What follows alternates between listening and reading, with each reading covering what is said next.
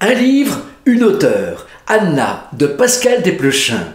Annie, Anna, une relation spéculaire, une relation en miroir, comme l'illustre d'ailleurs fort bien Aurélien, le fils de Pascal, sur la couverture du livre, en inversant ce prénom, qui est aussi un palindrome, un mot que l'on peut lire de droite à gauche, de gauche à droite. Annie et Anna, disais-je, des âmes sœurs. Elles ne sont pas sœurs, pourtant pas jumelles, mais cousines, nées providentiellement le même jour. Leurs pères respectifs, par contre, sont quant à eux des vrais jumeaux. Ceci expliquerait peut-être, partiellement, leur ressemblance, leur similarité parfaite. Pourtant, si elles se ressemblent physiquement comme deux gouttes d'eau, leur comportement se révèle radicalement différent. Comme dans un couple de jumeaux, l'une souhaite préserver une forme de fusion, de plénitude, de complétude, l'autre au contraire tente, mais vainement, d'y échapper. « Moi, je suis moi, et toi, tais-toi » pourrait être l'adage qui clarifie au mieux les relations qui se sont tissées entre les deux femmes. Annie est accaparante, possessive, exclusive. Anna, quant à elle, qui rêve d'autonomie, se laisse manipuler, manœuvrer par sa parente. Un meurtre, celui de Joël, le petit ami d'Annie, viendra chambouler les deux vies. Mais qui est le véritable responsable de cet assassinat? Quelles en seront les conséquences? C'est à ces interrogations, entre autres, que Pascal Desplechin nous convie.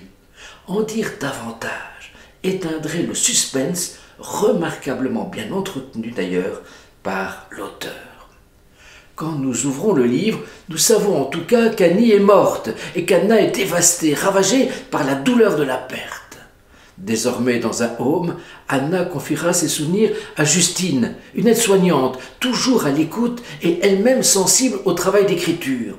On peut d'ailleurs aisément supposer que Justine prend des notes, qu'elle couche sur le papier les sentiments, les émotions partagées, mais aussi les faces sombres, insoupçonnées tant d'Annie que de Anna. De là à penser que Justine est le double de Pascal Desplechin, il n'y a qu'un pas que, personnellement, je franchirais aisément.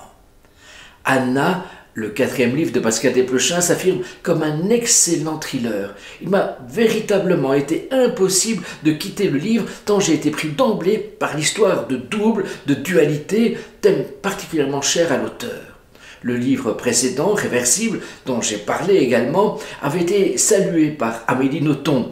Il en est de même avec celui-ci, puisqu'Amélie Nothomb n'hésite pas à utiliser l'adjectif de bouleversant, une histoire bouleversante. Je ne puis bien évidemment qu'y souscrire.